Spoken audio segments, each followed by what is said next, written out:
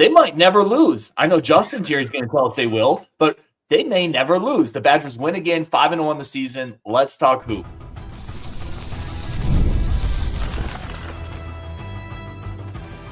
You are Locked On Badgers, your daily podcast on the Wisconsin Badgers. Part of the Locked On Podcast Network, your team every day. What is going on, Badger fans? Welcome to Locked On Badgers, your team every single day. Thank you for joining us. However you're going to watch this. If you're watching it at work when you're supposed to be working, listen, your boss don't care. He's a Badger fan too. It's all good. Today's episode is brought to you by Gametime. Download the Gametime app, create the account, use code Locked On College for $20 off your purchase. And listen, we got another win. Awesome. It's a good day for me. Come on in here, buddy. Get up on that line. Okay, let's kick it around. Badgers win by 3. Listen, certainly not an easy win. Badgers win by 3. They hold on. Gentlemen, Rajiv, we'll start with you on this one. We'll kick it around. First impressions, big picture thoughts. Yeah, big picture thoughts. This team has some stars on it offensively. Obviously, we saw what Tanjay did last game. We saw what Blackwell did tonight. So I like to see that. Giving up 52 points and a half is probably the most ridiculous thing I've ever seen. And I think I haven't looked back, but I'm pretty sure it's the most points we've given up in the half in like several years. That's just not acceptable. This team, UT, whatever they're called, RGB or V or something, they're pretty good. I mean, this obviously they give Creighton some problems. They are in a heck of a shooting team. Give them credit. They shot 63% the first half. They shot 49% for the whole game, 40% from three. Like this is a different kind of game. And frankly, when you have the massive win over Arizona, the Kohl Center looked like it was totally dead tonight. There was just no interest in watching the basketball game. It was a classic trap game. You're going to run into games like this. It's how you can actually perform in them and get wins. So I am super nervous about the defense in general. I think we obviously have some problems there. I'm sure Justin's going to go into a nice rant about the defense. I'll let him take that. But I like that we've got developing stars. I like that we play with pace. I think that it's going to serve us well. You're not going to see a team come to the Kohl Center and shoot 63% in the first half. That's not going to happen very often. And coming off an Arizona game, you're going to have games like this where you just don't play well. The important thing is that we won. I take that with a lot. I mean, that's a super important. Get the win in games like this. Overall, it's fine. It's a W. It's not what we wanted, but I'm going to take it every time. We do need to get better defensively. Yeah, I mean, anytime you have two guys who, in my opinion, are going to be plus efficiency players in Tanjay and Blackwell, you're going to have an advantage over just about every team you play. Those two guys are going to make it a problem for every team they play this year because it's really hard to have players on your team be that productive with so little negative that they bring to it. Wisconsin's got two of them. Normally you have one guy. I will say defensively, yeah, it's a problem right now. The efficiency is carrying them. It's going to be something that they're going to have to get figured out because at some point they're going to play a team that's talented enough that's going to cause it. Arizona, if that was a clean game, they probably still win that game, but that's the type of team that they're going to struggle with because it's a team that can beat them up on the interior and get easy shots. And as much as I like these two guys being super efficient, I don't know if the supporting cast is capable of doing that against a really high-level team every time. Klesmet was pretty good in that game against Arizona. I'm not sure he can do that every time, and if he has a game off, that changes everything. That said, like I said, you have two guys like this, they're going to give you an opportunity in every game you play. Yeah, I love the offense. I agree with both of you guys. Defense is a problem on this team. We thought it might be, by the way. Some of this isn't that big of a surprise. The perimeter defense was bad last year. A lot of the guys they brought in weren't great defensively from an individual standpoint. Like defense is still a bit of a problem. You cannot give up 52 at half and win every game. You cannot listen. They shot 62% overall. That's absolutely horrendous defense. And give some credit to them for sure. They hit shots. That's a good offensive team. They space the ball really well. They move the ball quickly. They're going to give some teams issues, but I'm sorry, 62% is unacceptable. Let's shift over to the good, though. Great guard. Small ball. Small ball. I've been talking for 3 years, man. Let's see some small ball. Let's play a little small ball. I continue to just point out the fact that he is adjusting, right? Great guard is adjusting this roster, this team, the way he plays offensively. Now he's adjusting the way he plays defensively. We're hedging more on pick and rolls. I love this small ball lineup. And the thing I'll point out, and I've said this before, I don't really care who starts. The closing lineup is fascinating to me. The closing lineup in this game on the line, it's Kamari McGee, it's Gilmore, it's Tanjay, it's Blackwell, right? And it's Klesman. That's his closing lineup. Whether you like it or not, that tells you who they have the most trust in at times. This was not a game for Nolan Winter. This is not a game for Steven Crowell because those guys were getting cooked on the perimeter. They just were, both of them. And Greg Gard, instead of being stubborn about it, Greg Gard said, fine, we're going to play small ball and we're going to beat you at your game. And at the end of the day, they did. And I find that incredibly encouraging. Horses for courses, right? It's putting the right guys in for the right situations. And that's one thing we complain about a lot with Gard. And it's just, you got to see the game that's in front of you and make the adjustment. And absolutely agree. Like the fact that those guys were in there, even a guy like Gilmore, who we complain enough about, but the guy gives you good minutes. And, and Janicki got more time. He gave some really good minutes. And I just think talk about that guy. Geez. Effort plays, hustle plays all over the floor. He's a freshman. He's a walk-on. He's earning his scholarship. I can't wait to see more of him. But yeah, I appreciate the adjustments. You've talked a lot about, Ryan, the offensive adjustments. I've been watching. I watched that a lot tonight. And yeah, you're right. I mean, they're just doing so many more different things if you watch closely, and the speed, the pace they're playing with. I mean, 103 points. What did we score tonight? 80-something? I forgot the final score already. 87. Like, last two games, we're averaging 95 points. That's fantastic. Like, there's so much to be excited about with that. And it brings, yes, there's the other side of the ball that hurts as well, but the pace that we're playing with, it really puts us in a good position. And I very much appreciate horses for courses, putting the right players in the right game, making the right correct in-game adjustments. You're always going to put yourself in a better chance come late in the second half. Yeah, I mean, Janicki I love the kid's game. He's got really good instincts. He's a good shooter. He doesn't require the ball, but the guy makes plays. Like he's a dirty work player out there. He's a different sort of player than what we had in who was the guy that was on the Final 14 from Germantown? The Final 14 from Germantown. Was that Shoei? Was Shoei at Germantown? Shoei. Yeah. He's different than Shoei because Shoei was more athletic, but a lot of the gritty, like just dirty work that Shoei did is similar with Janicki. Like he does a lot of little things that you don't necessarily give as much attention to as you probably should. And he doesn't require the ball, and he can hit timely shots. Like he's got a clean stroke. Like he's a guy I definitely don't mind putting it up when he gets an open look. I do like Gilmore defensively at times. At other times there's there's a block attempt in this game that he went up and it was like a second and a half late, and it cost him the rebound because he should have just went for the board. And it was like, man, sometimes you just need to be more aware in the moment of what's happening. But he's all effort all the time. Get the block, get the rebound, get the steal, get the dive, get the charge. His eyes got big after that one against Arizona. He's like, I'm an interior powerhouse now. But he played hard, and he always plays hard. Mm-hmm. But yeah, this team's going to have to tighten up. Like the big thing here is that you're letting teams hang around that shouldn't. This probably should have been a 10-point win, if not more, if you play cleaner on defense. And that's going to be something that they're going to have to grow over the course of the season. I want to hit this comment from Bo Dragon. I think we watched a different game. The one I watched, they almost lost at home to a totally inferior team.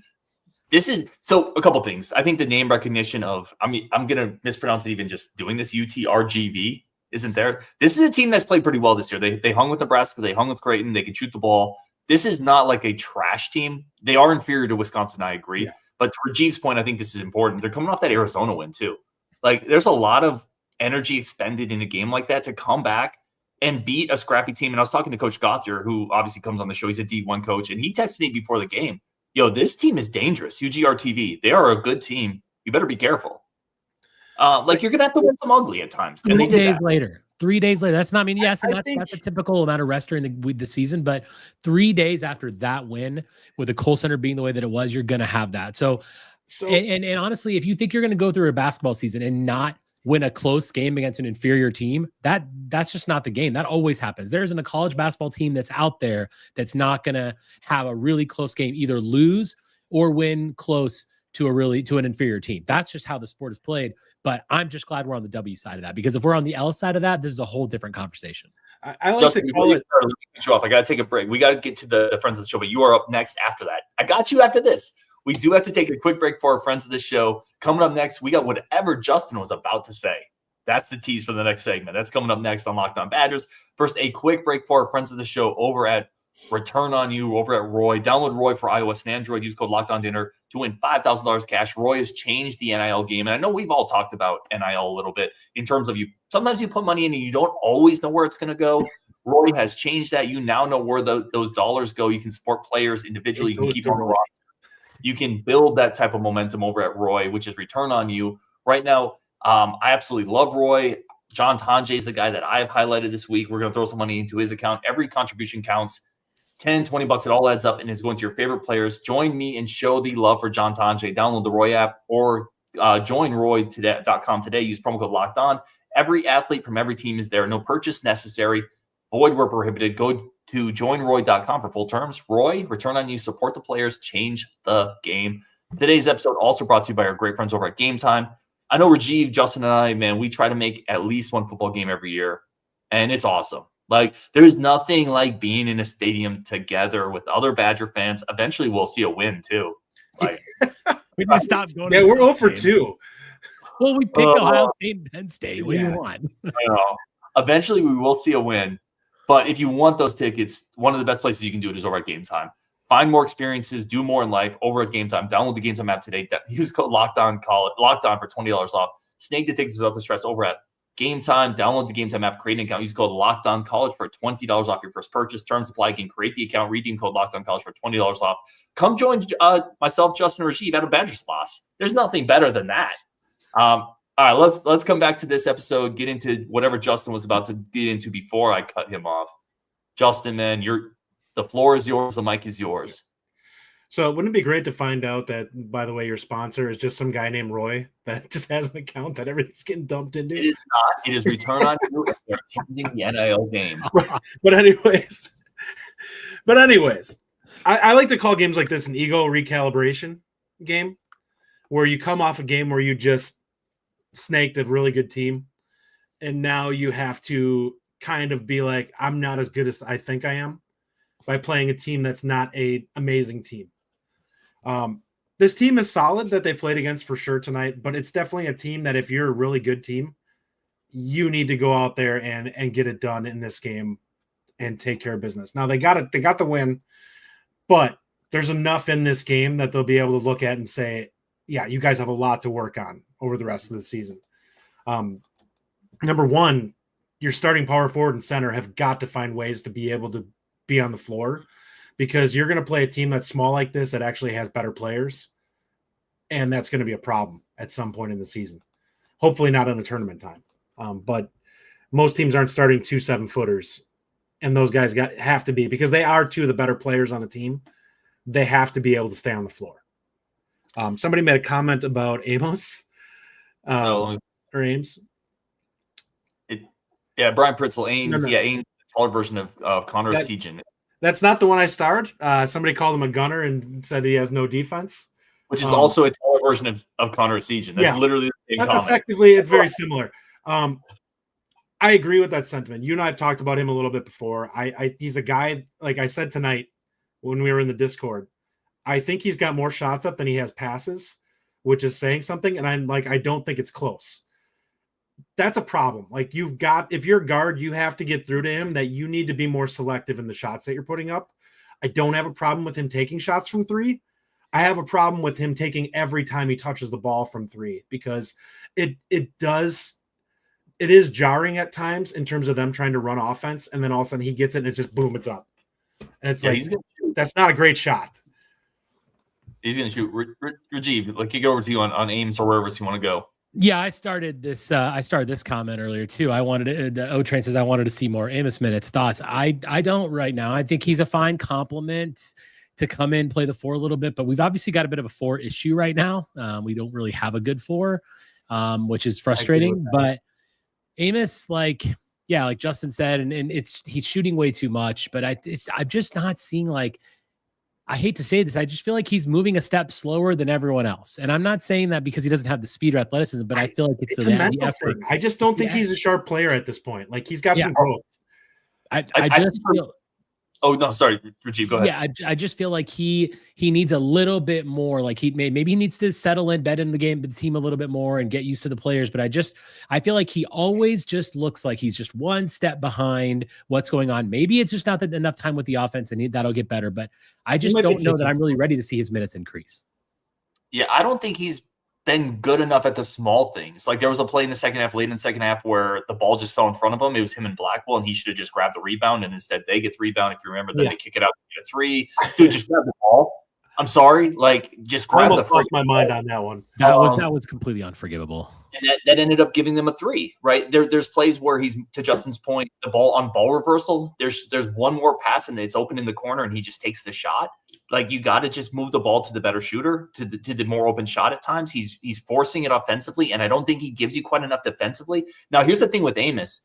He does alleviate some of your quickness issues in the front court. If he can figure out some of the small stuff, he is the perfect small ball five, right? He is the absolute perfect guy for this roster when you're playing a team that can move, because he can move his feet. He's a long wingspan and he's springy. But to be that guy, he has to figure out these other things, right? He has to play a little more within himself. But he was brought in because this coaching staff understands that there is a quickness deficit in the front court. That's why Amos was brought in. He needs to be a better rebounder if he's going to be the five in small ball, though. Somebody made a good comment, and I think it actually equates fairly well. There's some Ilver in his game where it's just like his awareness on the court is like he seems like he's in his own world with what's going on. Shot pretty good at NIU though. Like I don't want to say he doesn't shoot well. I'm saying like defensively at times he just doesn't seem as locked in as some of the other guys. Like he doesn't know what's going on around him, and that leads to him putting himself in bad situations at times. Guys, let's flip it around. Player of the game. It's probably Blackwell, but if it's obviously Blackwell for everybody, let's talk about somebody else that kind of shined for you. It's actually not for me. I think it's still Tanjay, and I say that because he hit all of his free throws. Like he's just so clutch. Like he just does not miss shots. Now Blackwell was obviously the guy who led the team, but Tanjay, like the efficiency that he had in this game is just ridiculous. That like Sebastian 10 for 10 from the line. Yeah, 10 for 10. I mean, he's going to be such an important player for us this year. And obviously to me, Blackwell is the player of the game, but we kind of already talked about him, but I just feel like Janicki deserves more credit for just everything he does. And his stuff, it's not going to show up on the stat sheet, right? He played 10 minutes. He had one steal, but the effort that he's putting out there is so important to the team, and the energy's coming up without the bench. I also think that McGee, when he comes in there, just plays with some good poise, and there's just a lot of little pieces doing their sort of little elements, and the role players in this team are so important. I really think that the roster is shaping up nicely, but Blackwell gosh, to have a 41-point guy on Friday night and then have a 30-point guy tonight, that's star power right there. Those two guys, if they take turns being the high scorer of 30 points, that's fine with me. John Tanji is going to be an absolute dude for this program. I have to take off, gentlemen. I'm going to go hang out with my daughter, but wanted to just come on and say, go Badgers. We got the win, 5-0. Hey, who's going to complain? Justin, they're going to the Final Four. Just kidding. Well, are we though? Are we though? See you guys. Not with that defense. All right. See you, Rajiv. Let me bump into our other graphic here that I also downloaded, as it's just Justin and I. I think player of the game for me is Blackwell. I think that's totally fair. I get the Tanjay stuff. Like Blackwell took over offensively. Oh, he did for sure. This is the thing. I put it on Twitter too, Justin. This is what Blackwell gives you. He can score at the rim because he can bully guards, and then he'll drop a mid-range shot, and then he'll go hit a three, and then he'll get out in transition. I mean, his shot chart could be anywhere, and that's what makes him unique.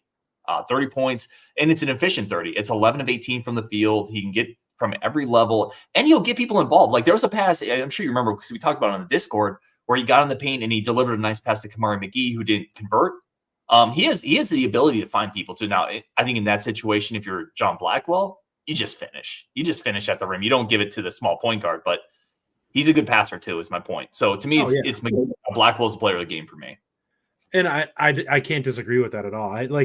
For me, Tanjay was just like, there was so little negative to what happened with him in this game that it's so hard. I mean, like you said, 31 of 32 in his last two games from the free throw line. Like that's insane.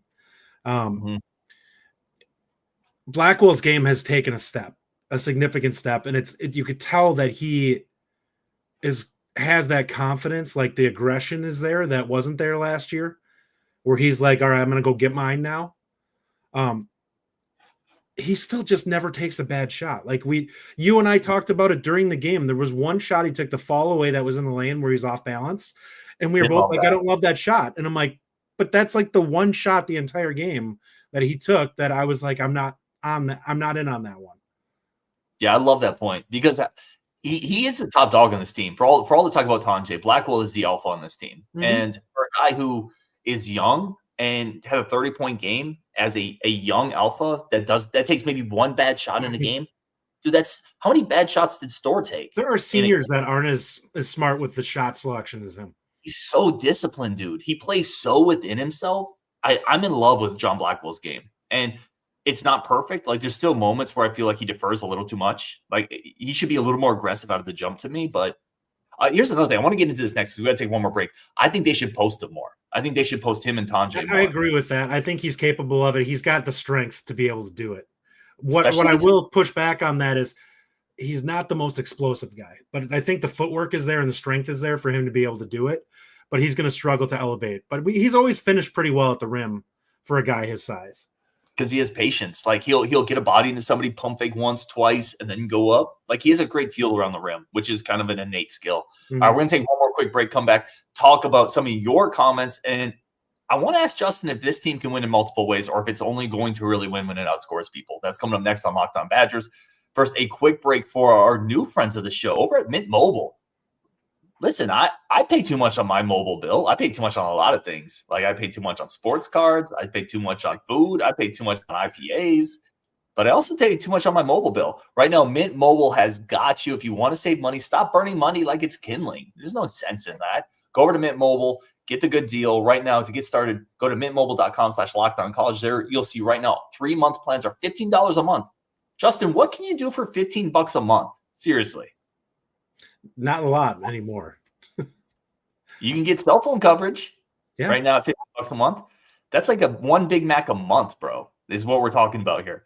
All plans come with high-speed data, unlimited talk and text delivered to the nation's largest 5G network. You can use your own phone with any Mint Mobile plan and bring your own phone number along with all your existing contacts. Change nothing and save money. What the hell are you doing not doing this? Let's go. Find out how easy it is to switch to Mint Mobile. Get 3 months of premium wireless service for $15 a month. You get this new customer offer, 3-month premium wireless plan for $15 a month. Go to mintmobile.com/lockedoncollege. That's mintmobile.com/lockedoncollege. Cut your wireless bill to $15 a month.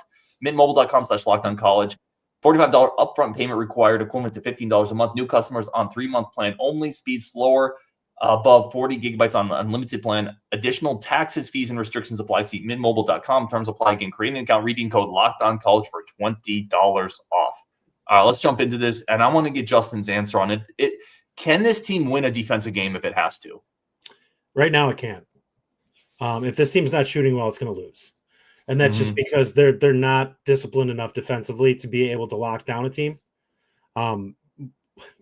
We gave up 80 plus to Arizona.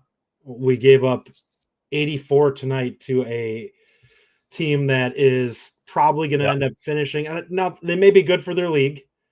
I wouldn't say they're a tournament team. I mean, maybe they will be, but I would be kind of shocked if they end up making it to that point. So my perspective on it is you need to clean it up. Like, you've got to tighten up a lot on the defensive side.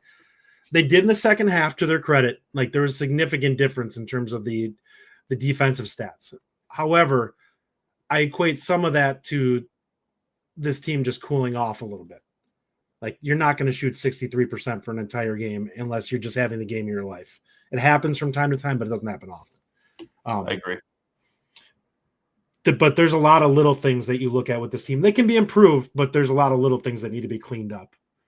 Just rotations and stuff like that, where players' closeouts need to be a little crisper, especially against a team like this that is probably more comfortable shooting three than going inside and trying to attack the rim. So that's something that I think you need to, against a team like this, really come out strong on them. And that's where having Crowell or Winter in there becomes more of a plus.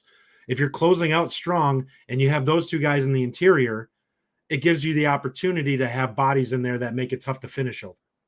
The problem with them, though, is they play 5 out a lot. So you're never going to have a guy. I agree with that.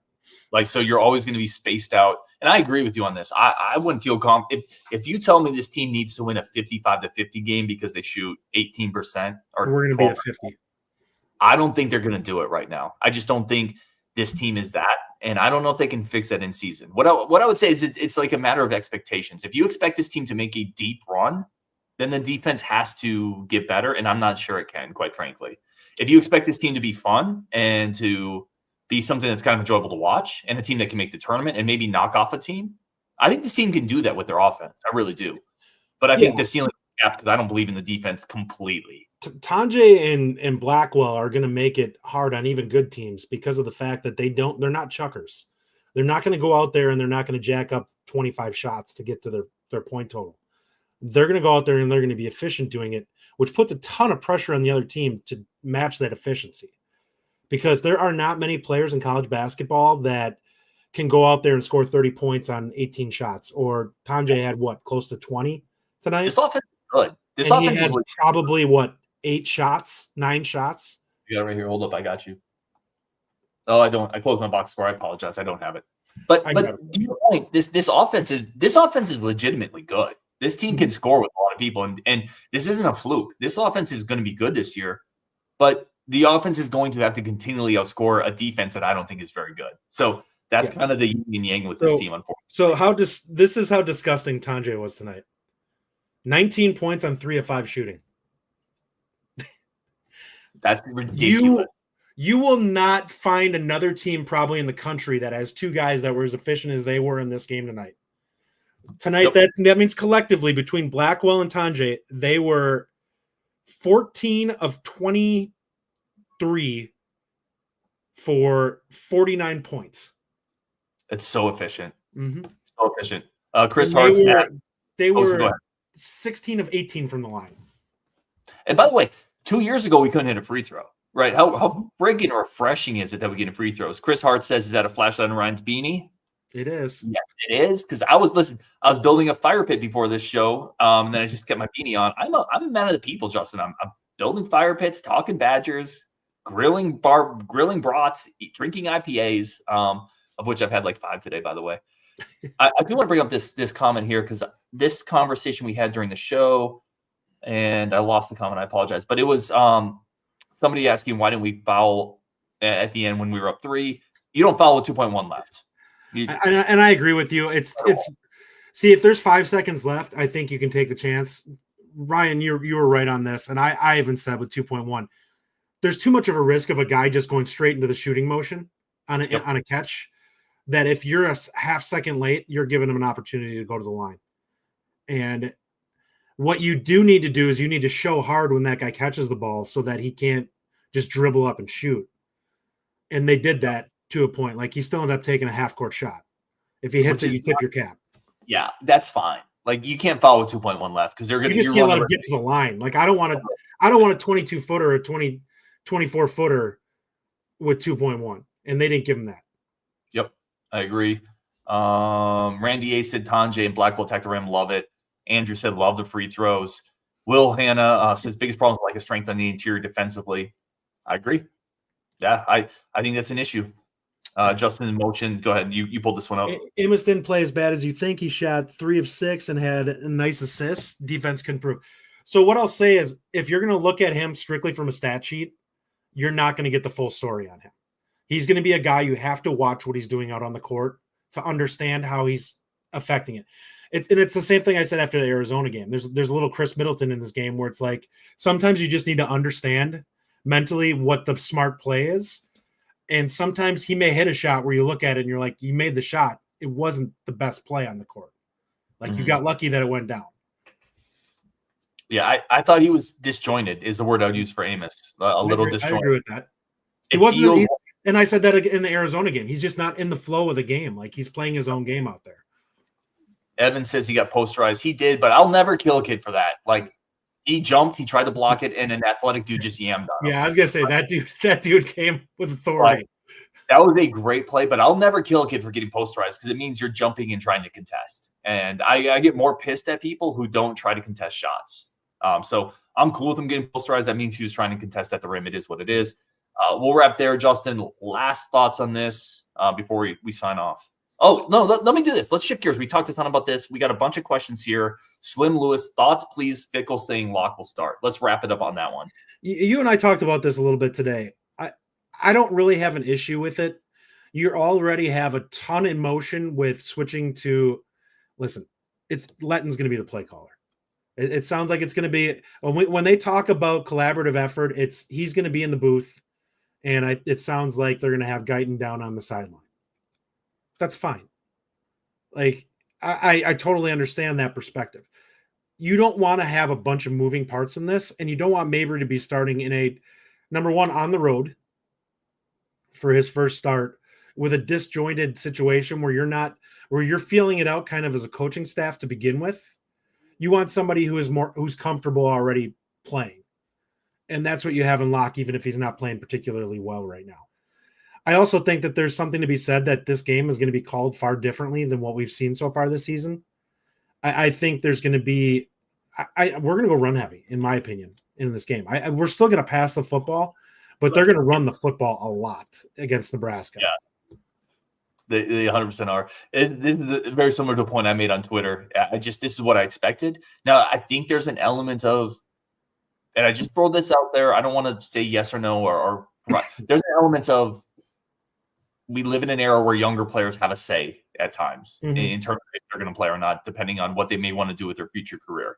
I'll just throw that out there in terms of maybe Mentoyer. But I expected Fickle to do this anyway. I don't think you start a new OC and a true freshman in his first game on the road when your season's on the line. I just don't think you do.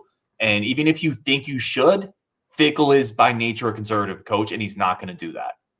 I'm telling you right now, even if Mabry wanted to play, and I'm not saying he did or didn't, but I don't think Fickle's starting a true freshman quarterback on the road for his first game when you need to win one of these last two games to get to a bowl game. I just don't think it's likely. Yeah. People can hate that or not. I'm just telling you it's not likely. Listen, I don't love Locke either, but I think he's capable of winning these last two games. Like these are not Penn State. It's not Oregon. These are teams that he can be effective against. What you do need to do is put him in situations where he can be effective. I don't think we always did that with Longo as the coordinator. And I do think that we're, like I said, going to lean a lot heavier in terms of the run game. But I think that they can kind of work this where they can take him out of situations where he's going to be put in areas where he's going to have to put the football in harm's way. They're going to minimize that for him. This could look a lot more like the Northwestern game or the Rutgers game, right? Where he's going to play better. Like Nebraska's not Oregon. It is what it is. We all are on different athletes on the field in different programs in general. Like Nebraska's broken. So are we. Bad. So are we. We are, but we're far more proven than they are. Like they've had a very easy schedule, and they've still coughed up a lot of games. You can at least justify the bulk of Wisconsin's losses. Like we lost to better teams. All right, let's wrap it there. He is the great Justin Julka. As always, I am Ryan Aarons. This has been Locked On Badgers podcast, part of the Locked On Podcast Network. Go check out Locked On Big Ten when you're done here. On Wisconsin, the Badgers may never lose. We're going to wrap it up on that one, Justin.